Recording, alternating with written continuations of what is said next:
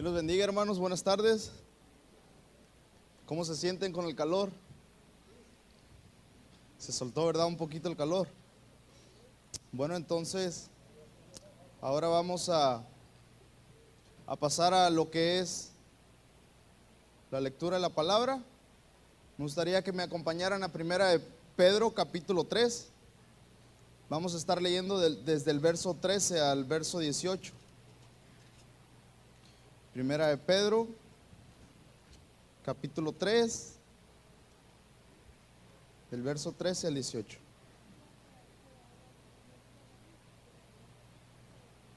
¿Ya estamos todos ahí?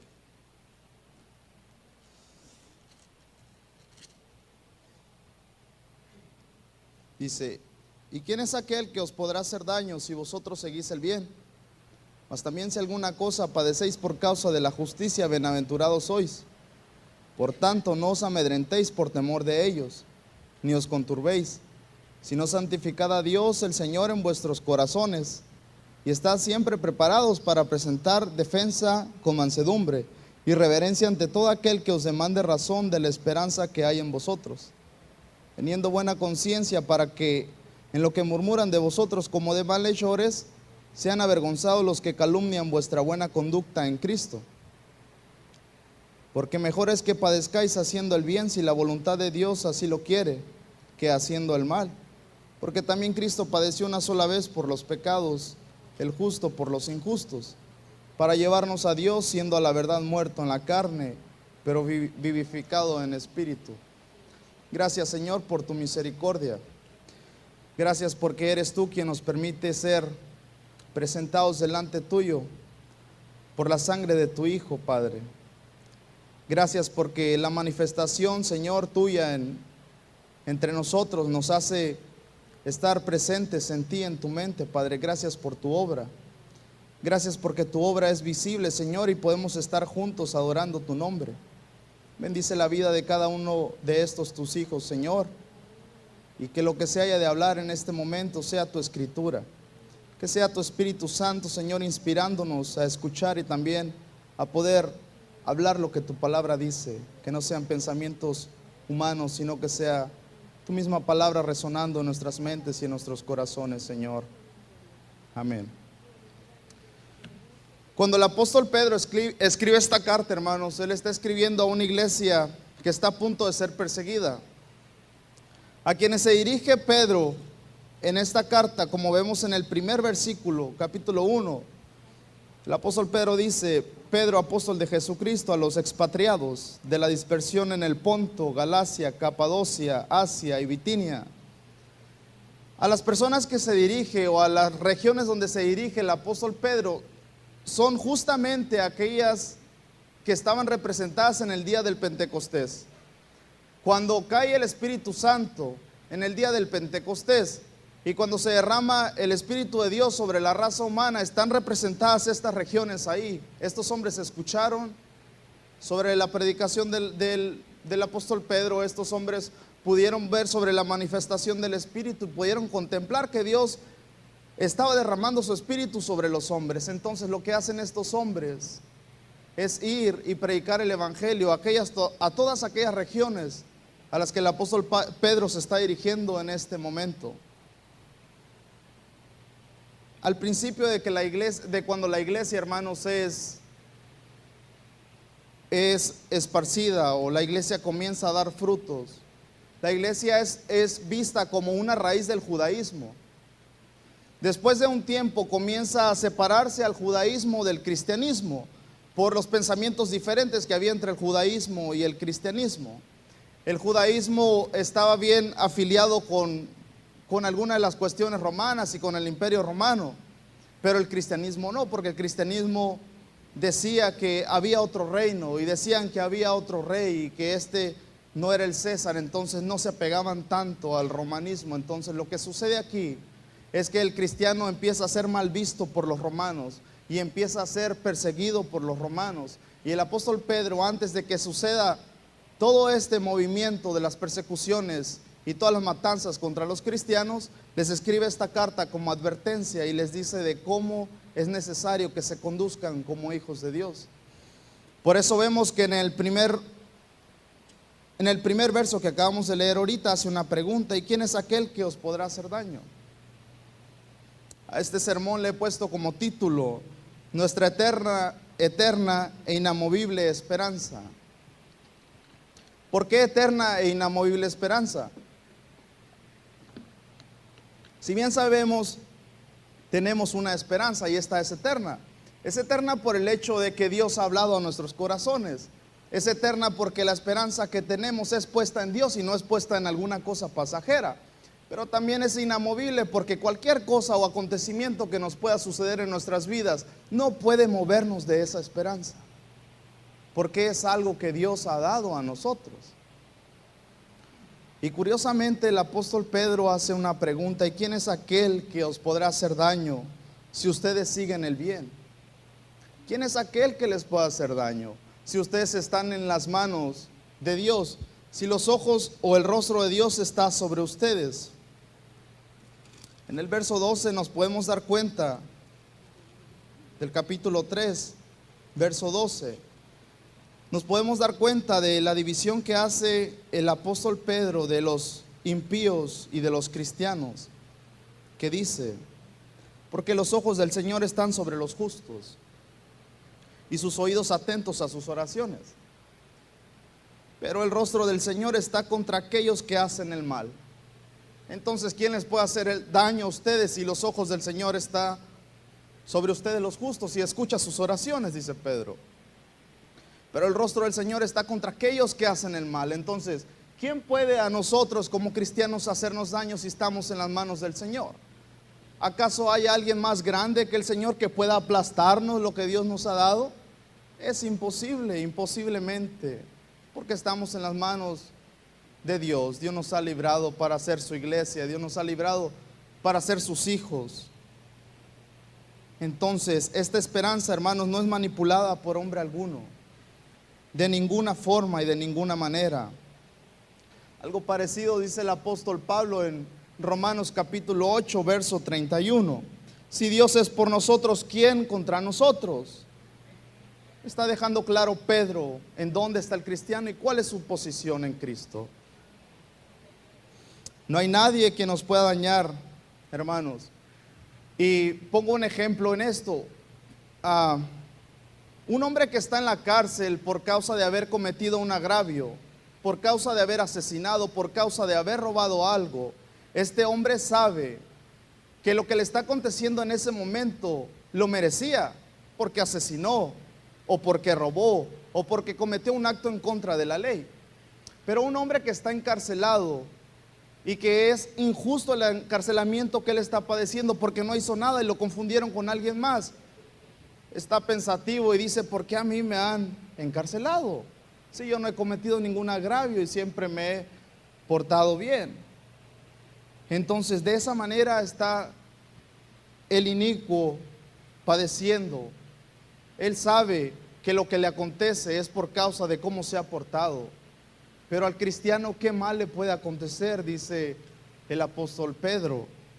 Ningún hombre puede hacernos daños de tal manera a todo aquel que hace el bien. Pero en el verso 14 vemos que dice el apóstol Pedro: mas también, dice más también si alguna cosa padecéis por causa de la justicia, bienaventurados sois. Si alguna cosa llegamos a padecer nosotros, pero si no es por nuestras pasiones y es por causa de hacer la justicia de Dios, somos bienaventurados. El Señor nos llama bienaventurados a nosotros. El hombre que está allá afuera puede padecer algunas cosas por su mal carácter, pero no es bienaventurado. Él está mereciendo lo que está haciendo. Por lo que está haciendo y por cómo se está comportando, él está mereciendo la cárcel. Pero el cristiano, si sufre y es encarcelado y es perseguido y de alguna manera está padeciendo en su cuerpo por seguir la justicia de Dios, es bienaventurado. Así que nosotros no debemos de limitarnos a seguir la justicia de Dios por más cosas que nos puedan acontecer, porque Dios nos llama a nosotros Bienaventurados. Si alguna cosa llegamos a padecer, hermanos, por causa de la fe, no significa que Dios se ha alejado de nosotros. No significa que Dios nos ha entregado a Satanás y a sus secuaces y al mundo, sino que significa que si estamos padeciendo por causa de la justicia de Dios, es porque Dios quiere hacernos crecer en ese momento. Yo no sé cuántas veces usted ha padecido por causa de ser cristiano. No sé cuántas veces por causa de ser cristiano lo han menospreciado en el mundo. No sé cuántas veces en su familia por ser cristiano lo han hecho por un lado o tal vez no le hablen. Pero si usted padece de esta forma por ser cristiano, usted es bienaventurado. Es bien visto ante los ojos de Dios. Entonces no debemos limitarnos a hacer el bien, a seguir la justicia que emana de Dios en nuestras vidas. Aunque en este momento a los lectores que le escribe Pedro eran personas que estaban sufriendo en su cuerpo, algunos tal vez ya estaban siendo encarcelados o estaban siendo perseguidos, comenzaba apenas la persecución. Tal vez nosotros no estamos padeciendo como nuestros hermanos en Medio Oriente. Hace poco salió una noticia que en Egipto, en la ciudad de Alepo, creo, fueron muchos cristianos asesinados. Y eso no lo vemos en nuestro territorio. Nosotros andamos bien. Podemos traer música cristiana en el carro, podemos escuchar alabanzas en nuestro hogar, podemos leer la Biblia en un parque incluso y no sucede nada. Pero ellos están siendo atormentados en el Medio Oriente, están sufriendo por predicar el Evangelio y nosotros no. De alguna manera sufrimos persecución en nuestros cuerpos. La gente se burla de nosotros y tal vez nos dicen aleluyas. Pero somos bienaventurados ante los ojos de nuestro Señor.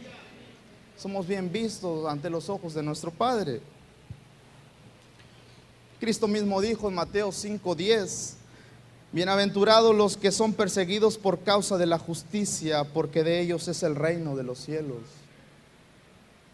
Bienaventurados. Y aquellos que saben que son poseedores de un reino eterno y no de un reino ficticio y pasajero, se gozan en hacer la justicia aunque padezcan en sus cuerpos, porque saben que no pertenecen a este mundo, sino que son peregrinos y extranjeros. Entonces es necesario tener en cuenta esto.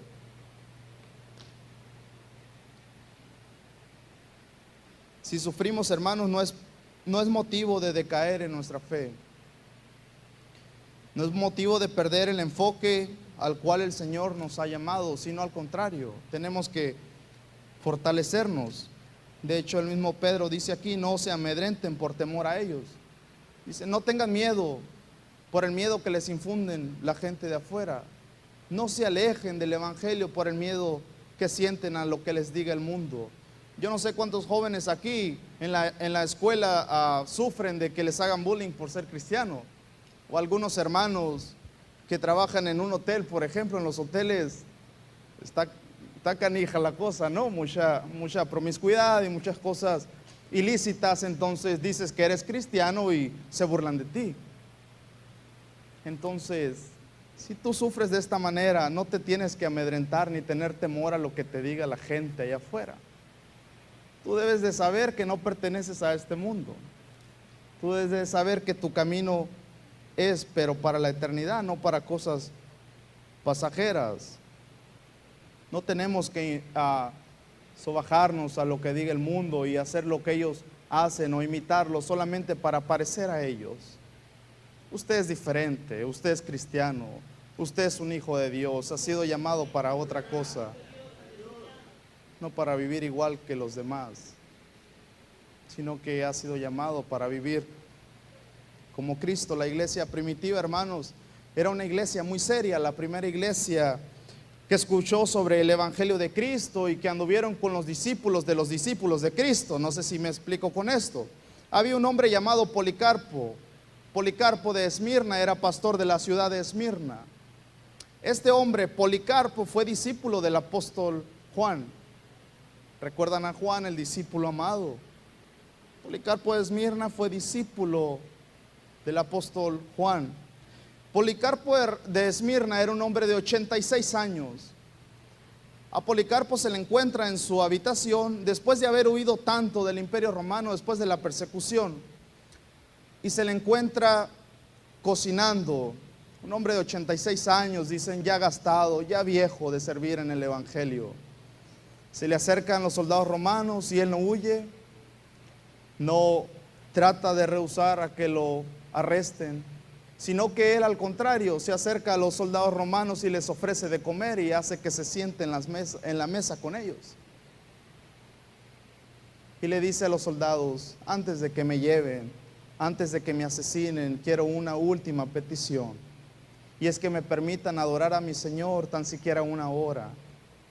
Este hombre ora 1, 2 horas, se postra y le pide al Señor por aquellos que había conocido en este mundo, por aquellos que lo habían acompañado en el ministerio y por aquellos que lo iban a asesinar en ese momento. Aquí vemos la seriedad de un hombre que servía en el Evangelio y que realmente amaba tanto a su prójimo y a su enemigo, y que a él no le importaba sufrir por causa de Cristo. Cuando trasladan a Policarpo hacia el Coliseo romano, que era donde asesinaban a los cristianos, le dicen, retráctate, adora al César, ya estás viejo, ¿para qué quieres sufrir? Eres viejo, ¿no te ves? Estás gastado, mejor di que el César es el Señor y abajo los ateos. A los cristianos se les decía ateos en aquel entonces, porque no había un Dios que se viera como una materia, como un yeso, una pintura. Entonces los cristianos éramos ateos en aquel tiempo. Y le dicen, di abajo los ateos, o sea, abajo los cristianos. Y él al contrario dice, sí, abajo los ateos, ustedes porque no tienen un Dios, solamente adoran a imágenes y pedazos de yeso, pero yo adoro a un Dios vivo. ¿Y cómo puedo rechazar a aquel que me ha apoyado todos estos 87 años de mi vida? Entonces vemos la seriedad de un hombre que estaba sirviendo a la iglesia, pero a su vez estaba sirviendo a su Señor, porque tenía una esperanza eterna e inamovible, porque ni los hombres podían mover esa esperanza que tenía, porque era una esperanza puesta por Dios, y esa esperanza la tienes tú también. Entonces es de pensar cómo la iglesia primitiva vivía su vida, cómo se entregaba por causa del Evangelio. Algo que también dice el apóstol Pedro aquí es que el cristiano no se tiene que conturbar. La palabra conturbar aquí significa no tener los pensamientos revueltos, como cuando hay una charca después de haber llovido y se asienta todo el lodo y queda transparente por encima. Si tú bates esa charca, se revuelve todo y queda todo otra vez como un lodo, algo que no tiene claridad. Aquel que sigue al mundo y se preocupa por lo que el mundo dice, aquel que se preocupa por las persecuciones del mundo, así tiene su cabeza revuelta. El Señor nos pide que tengamos nuestros pensamientos claros y enfocados solamente en Él. Es necesario que el cristiano viva de esta manera. Los problemas, hermanos, no pueden causar en nosotros este tipo de inestabilidad. No puede haber esto en nosotros como cristianos, sino que tiene que haber confianza en Cristo. Tenemos una eterna, inamovible esperanza, hermanos, y esta esperanza, según dice Pedro, del verso 15 al 16, si gustan acompañarme, vamos a estar leyendo estos dos versos. El apóstol Pedro dice que esta esperanza debe de ser defendida en nosotros como cristianos. Después de haberles dado un consejo de que no se movieran por los que les decía el mundo, ni ninguna de las cosas que el mundo les quería hacer padecer, el apóstol Pedro dice, sino, en vez de preocuparse, sino santificad a Dios el Señor en vuestros corazones. Santifiquen a Dios mejor en sus corazones. Vivan con la mente clara y santifiquen a su Señor en sus corazones. El cristiano no puede defender la fe, hermanos, si no tiene su corazón en plenitud, habitando para Dios. Toda cosa que haya en nuestro corazón, hermanos, y sea prioritario antes que el Señor, le está quitando el lugar a quien nos ha llamado a ser sus hijos. Del corazón puede salir muerte, pueden salir buenas cosas, puede salir alabanza hacia nuestro Señor, puede haber vida en nuestro corazón. La palabra dice que del corazón emanan todas las cosas y emanan todas las palabras que salen de nuestra boca. Del corazón, el corazón, hermanos, es el lugar donde se ha insertado tu semilla como cristiano. Es el lugar en el cual Dios ha trabajado y en el cual Dios trabajó y lo cambió. Quitó ese corazón duro que tenías antes poniendo un corazón de carne, un corazón sensible que sienta la palabra del Señor. Entonces es necesario que el cristiano que ha sido cambiado y que ha sido salvado por Dios pueda entregar su corazón completo a lo que la palabra dice antes de poder defender su fe, según dice el apóstol Pedro en el verso 15. Vemos que dice, verso 15, santificad a Dios el Señor en vuestros corazones y estad siempre preparados para presentar defensa con mansedumbre. Está diciendo, estén siempre preparados para presentar defensa. Estén siempre preparados para presentar defensa. Yo hago una pregunta aquí, ¿cómo podríamos prepararnos para presentar defensa del Evangelio? ¿Cómo defendería usted su fe ahorita? ¿A golpes? ¿Con groserías? ¿Cómo puede usted defender su fe? El cristiano necesita defender su fe. ¿Cómo la defenderías? Si viene un hombre intelectual, un hombre ateo que conoce mucho, creo que más que alguno de nosotros, la escritura y nos da argumentos teológicos, lo pueden usar ellos para hacernos ver que tal vez nuestra fe es algo hueco, ¿cómo le contestarías tú? Dice Pedro, es necesario que ustedes estén preparados para presentar defensa del Evangelio. El cristiano, hermano, necesita estar preparado para presentar defensa del Evangelio. Pero si nuestro corazón está anclado en otro lugar y está enganchado con las cosas del mundo, ¿cómo podremos defender el Evangelio que se nos ha dado? ¿Cómo podremos defenderlo? Hace poco, en casa se me hizo una pregunta y se me hizo muy curiosa. Mis hermanas que no creen en el Evangelio me dicen, si Dios creó todas las cosas, yo lo creo, Dios lo creó, dicen.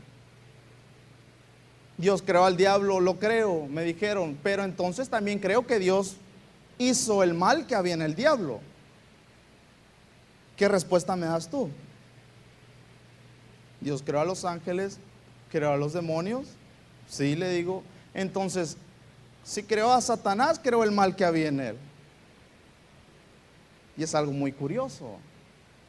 ¿Cómo es que Satanás, me dice, pudo crear algo si el creador es Dios? ¿Cómo? ¿Qué le respondes tú? ¿Qué responderías? Y esa es una pregunta mínima. Hay cosas más grandes que la gente nos hacen a nosotros como cristianos, cuestionando nuestra fe. Yo lo único que le dije a mi hermana fue citarle un texto de Judas, donde dice que Satanás es un mentiroso desde un principio y un engañador, y cosa que también dice Cristo.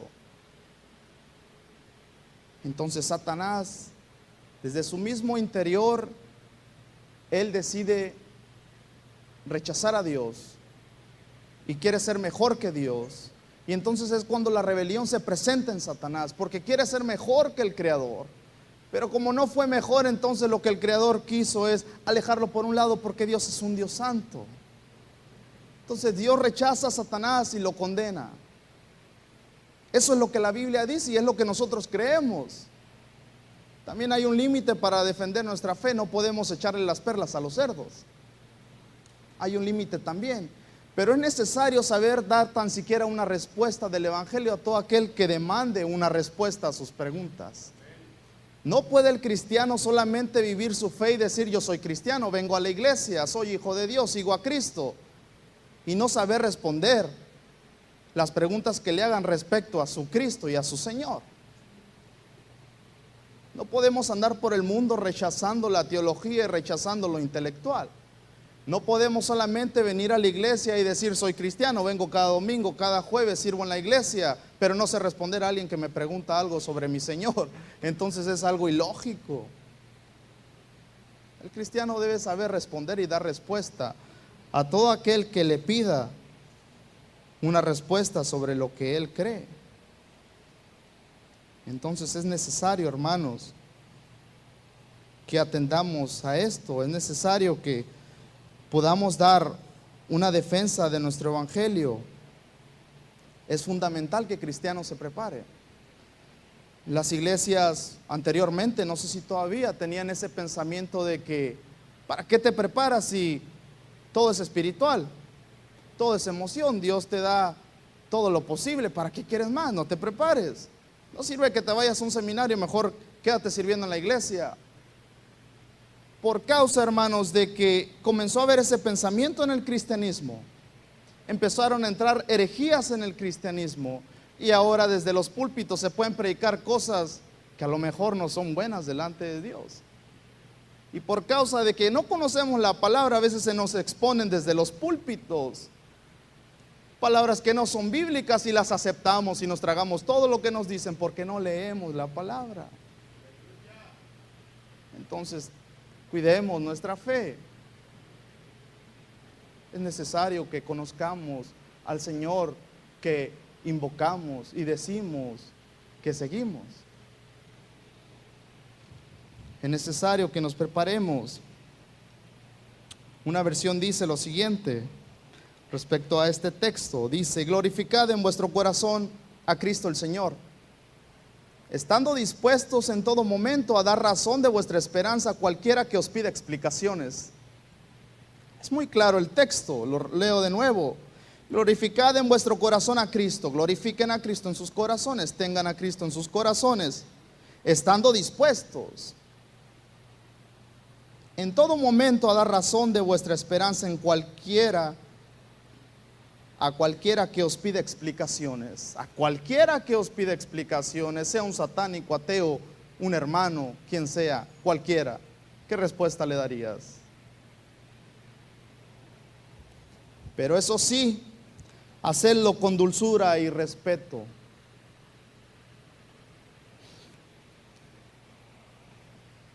Me ha tocado ir a evangelizar con algunas personas. Me ha tocado ir en mi tiempo, yo recuerdo. Me tocó ver personas que al predicar el evangelio se acercaban a las puertas. Señora, ¿cómo está? Buenas tardes. ¿Viene usted? Sabía que Cristo la ama y si usted no se arrepiente se va a ir al infierno. Y se me hace algo muy curioso, porque ¿cómo vas a decir que Cristo la ama y que se va a ir al infierno? Debes de ser respetuoso y dulce, dice el texto. De hecho, la palabra que se usa aquí en griego está hablando de amabilidad. El cristiano cuando predica, y por más intelectual que seas y sepas todas las respuestas, y si no tienes dulzura y respeto ante el prójimo, estás fallando de todas formas. Entonces tenemos que complementarlos. Ama al Señor con todo tu corazón. Ten al Señor en tu corazón. Sé intelectual y responde a todas las preguntas que te hagan a quien sea, pero hazlo con dulzura y respeto. Es necesario ser respetuosos y ser dulces con la gente. Cuando Cristo anduvo entre nosotros, fue el hombre más dulce que existe, que ha existido en el mundo. Es la manifestación de Dios hecha carne, el amor de Dios vivo. El hombre más dulce fue a morir en una cruz por nosotros. Fue respetuoso, jamás ofendió a nadie. Y si alguna vez Cristo ardió en ira, fue porque era la ira del Señor cuando saca a aquellos hombres que estaban vendiendo en el templo. Cristo fue dulce en todo su momento y somos llamados a seguir a Cristo. Los judíos, hermanos, desde pequeños ellos siempre leían el evangelio, se sabían los 5 libros de la Torá desde los 12 años de edad. Es necesario que nosotros sepamos dar respuesta a todo aquel que nos pida respuesta, pero ante todo es con mansedumbre. Y curiosamente, hermanos, ¿qué carta estamos leyendo ahorita? ¿Quién fue Pedro?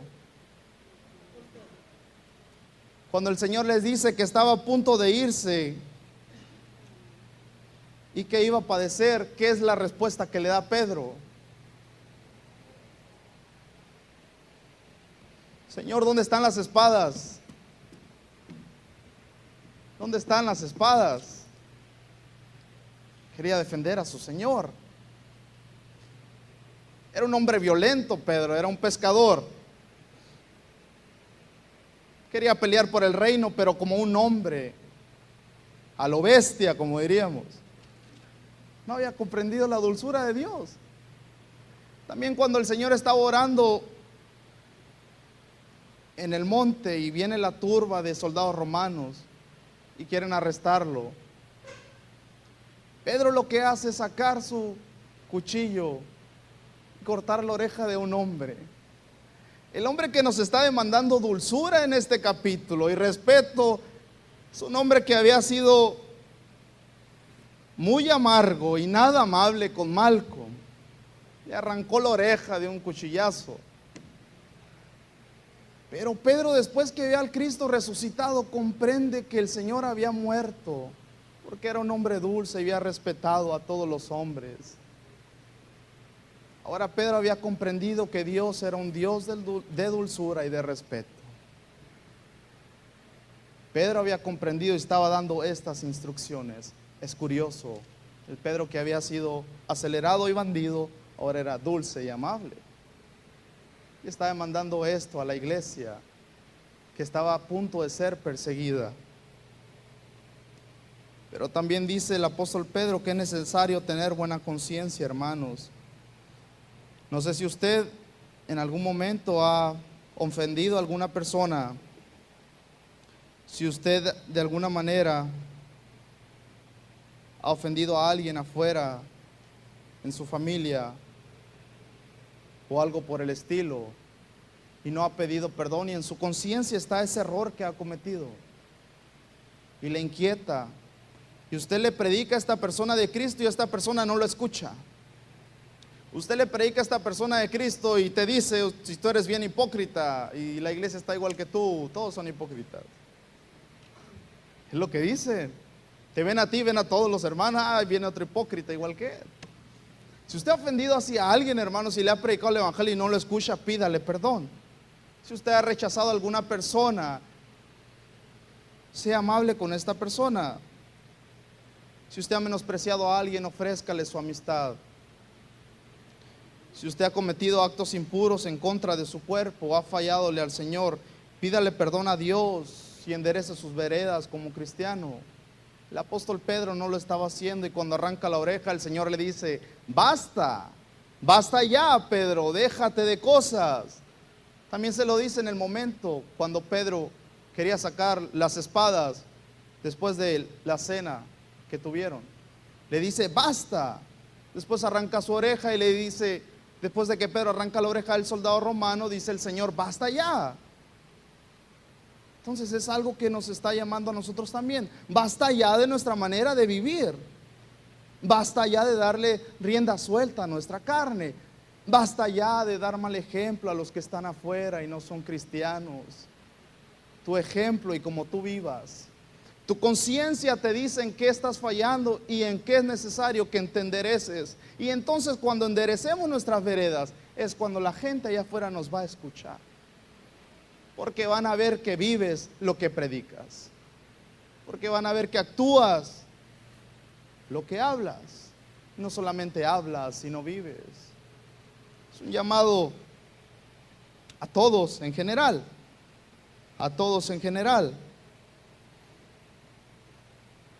El cristiano, hermanos, entonces tiene que tener en cuenta que su fe no solamente es defendida con cómo contesta una pregunta, sino también con cómo vive su vida. La eterna esperanza que tenemos, hermanos, es conducida por Dios solamente, según dice el verso 17 y 18, si me acompaña.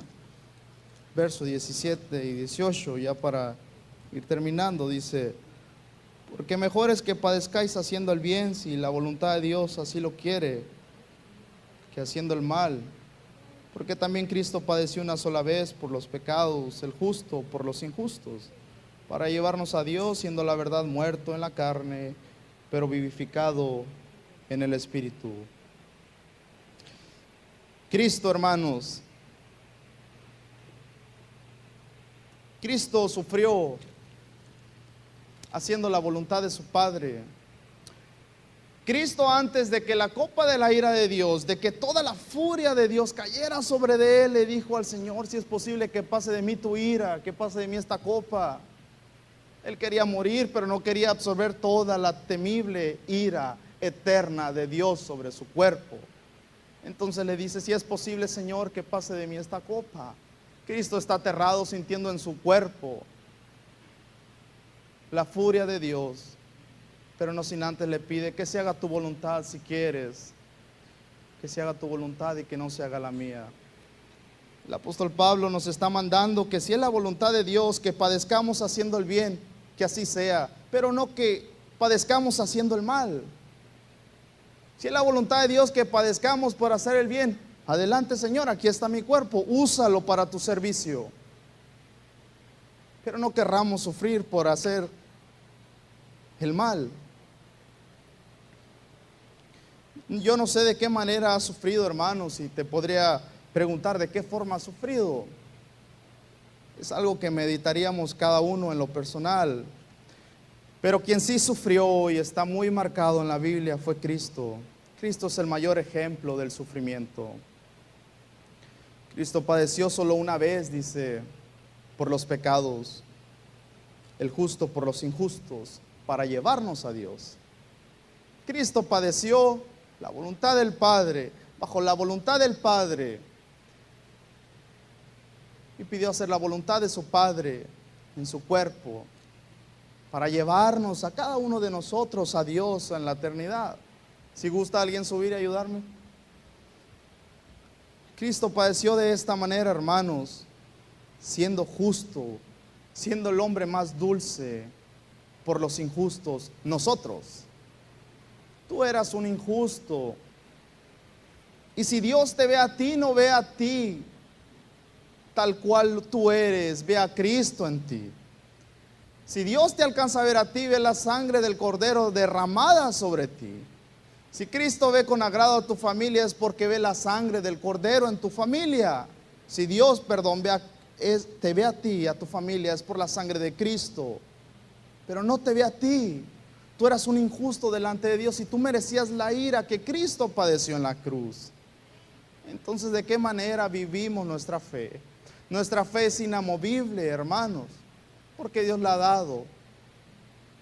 Y cualquier cosa que pueda suceder en este mundo no te puede perturbar, pero es necesario que te agarres y te sostengas de Cristo, que en tu corazón anheles más de Cristo constantemente, para que tu actitud ante los del mundo sea genuina, encaminada a lo que Dios quiere, y entonces la gente te escuche y pueda ver el mensaje no solamente con tu boca, sino también con tu actitud. La esperanza que tenemos es inamovible por el hecho de que Dios nos da la fortaleza.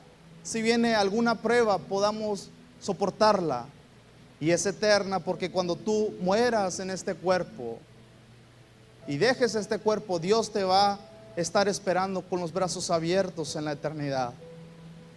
Policarpo de Esmirna, este hombre de 86 años, viejo, pastor, seguidor del apóstol Juan, él no quería más vivir, él quería encontrarse con su Salvador. Él quería dejar este cuerpo y sufrió bajo la ira de los hombres, esperando la misericordia de su Señor en la eternidad. Entonces, ¿qué esperanza más grande tenemos nosotros? ¿Qué esperanza más grande tenemos en nuestro Cristo? Gocémonos en el Señor, deleitémonos en su presencia, que lo que está allá afuera en el mundo no pueda perjudicar nada en nuestra mente, y que nuestra mente esté enfocada en Cristo, que nuestro corazón esté enfocado en Cristo, que sigamos el camino de Cristo y nos despeguemos de las veredas de maldad y de sufrimiento que tal vez caminamos y no deberíamos caminar. Si nos proponemos seguir a Cristo, hermanos, podemos predicar el Evangelio y podremos sufrir, si Dios quiere, por su justicia, si es su voluntad. Pero esto traerá recompensas eternas. Les pido que inclinen sus rostros, se pongan de pie, como ustedes gusten, si gustan pasar al altar, y dispongámonos a orar a nuestro Señor, pudiendo estar enteramente movidos hacia su presencia. Que lo que anhelemos y querramos, hermanos, en este momento sea glorificar a nuestro Padre, dándole gracias por su amor y su dulzura para con nosotros. Gracias, Cristo, por tu amor. Gracias por la misericordia que nos das y nos diste en esa cruz. Gracias porque cuando fuimos injustos, Señor, tu justicia nos llamó a la salvación. Porque cuando merecíamos la ira, tú te pusiste en medio, Señor, de el Dios Santo y nosotros injustos, y recibiste el golpe que merecíamos nosotros. Por eso nos deleitamos en esta esperanza, Señor. Y ninguna cosa que hay en el mundo nos puede perturbar, nos puede separar de ti, Señor. Permítenos entonces vivir con este entusiasmo, predicando tu evangelio, no solamente con nuestra boca, Señor, sino también con nuestro caminar y nuestro vivir. Que reflejemos tu amor y tu dulzura ante aquellos que no te conocen, pero también que presentemos defensa, Señor, si alguna cuestión hay ante aquellos que no te conocen. Que presentemos defensa de tu evangelio, aunque seamos perseguidos y seamos llevados al matadero, si es tu voluntad así.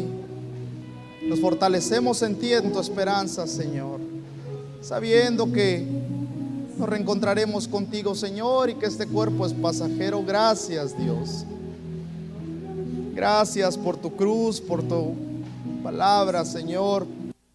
Espíritu Santo, permite que nosotros podamos ser movidos por tu misericordia, por tu amor, para llevar salvación a los perdidos, llevar tu evangelio, llevar tu semilla. Que nuestro corazón esté enteramente agradecido contigo, Señor. Gracias por tu amor, Señor. Gracias.